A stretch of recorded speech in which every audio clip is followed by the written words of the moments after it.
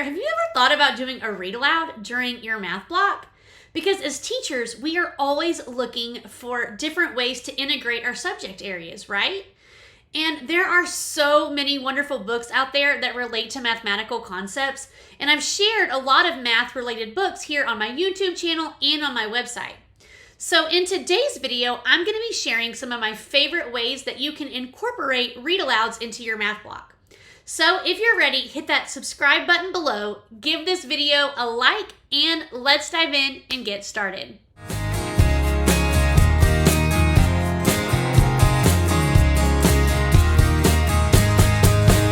Hey y'all, welcome back. My name is 𝗕𝗏 𝗦𝗃𝗲 and I am the teacher author behind 𝗙𝗹ppe4secondgrade.com, where I love helping teachers just like you fall in love with teaching math all over again. And in today's video, I'm going to be sharing 5 ways that you can incorporate a read aloud into your math block. The first thing I want you to think about is to use your read aloud as a kickoff for your whole group mini lesson.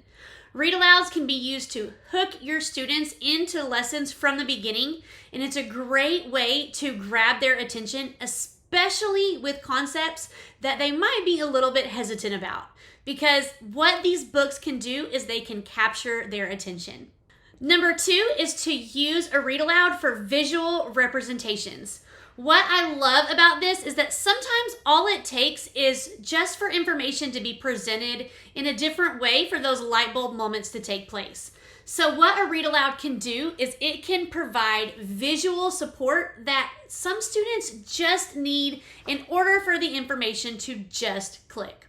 So again, visual representations are a great way, especially for our ESL learners, for students to visualize the concept that they are learning, and it might be all it takes for those light bulb moments to occur. Reason number 3 is going to be to incorporate reading strategies into math, because when our students understand real world connections while solving mathematical problems, they become more confident and motivated in their learning. And read alouds are such a great way to do that. You can encourage students to look for vocabulary. You can activate prior knowledge, make those text-to-text connections, text-to-world connections, determine the importance of the story, and so much more. So by integrating those reading strategies that we practice so much, you can incorporate the same strategies into math to expand our students' knowledge. Number 4 is going to be to encourage the use of mathematical conversations. They could discuss characters within the story. Is there a problem and a solution? Could they discuss and share strategies that they could use to solve the problem within the story? And so what I do is I actually keep a copy of these math comprehension question stems. I keep them next to me. I have them on my small group table. I have them in my whole group area. And they are related to several different concepts. But what's great about this is that I always have meaningful questions at my fingertips that allow me to encourage my students to really think deep about what they're learning. Can they turn and talk and explain a strategy that was shown in the book to a neighbor? Or can they turn and talk and make a mathematical connection? Can they turn and talk and identify a vocabulary word within the text? So there's lots of different ways that we can encourage our students to have mathematical conversations with one another when it comes to incorporating read alouds into our math block. And if you're interested in these math comprehension stems, you can find them in my website or TPT shop. I'll drop the link in the description below. And number 5 is going to be use manipulatives and graphic organizers alongside the text if you are able to. So for example, this is one of my favorite books for teaching edition, and it is called 10 for Me by Barbara Marcedona. I hope that I'm saying that correctly. But throughout this text, students are presented with several different addition problems to the sum of 10.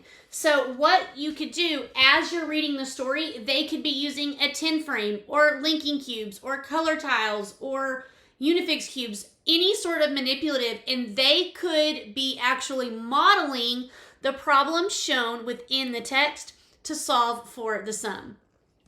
You can encourage them to use graphic organizers. They can use KWL charts, vocabulary foursquares. You could even have them create a simple T-chart on a whiteboard or in their math journal to write down and compare facts that they've learned.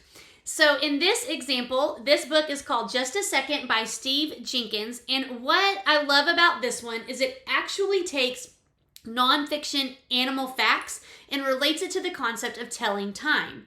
So what you could do here, let's say you're a second grade teacher and you are reading the story, your students might write a simple or create a simple T-chart in their journal, and you might have them write a second, a minute, and an hour.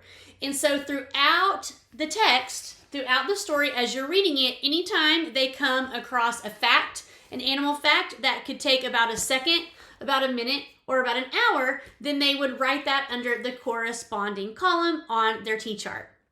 And that's just a simple way that you can incorporate those reading strategies that we focus on so heavily, how we can incorporate those into your math block with a read aloud as well. So there you have it. Those are 5 simple ways that you can incorporate a read aloud into your math block. There you have it. I hope that you found these ideas helpful. I would love to know what you think. If you have a different way that you incorporate read alouds into your math block, please leave me a comment below because I would love to know and learn from you as well. Have a blessed one. Bye.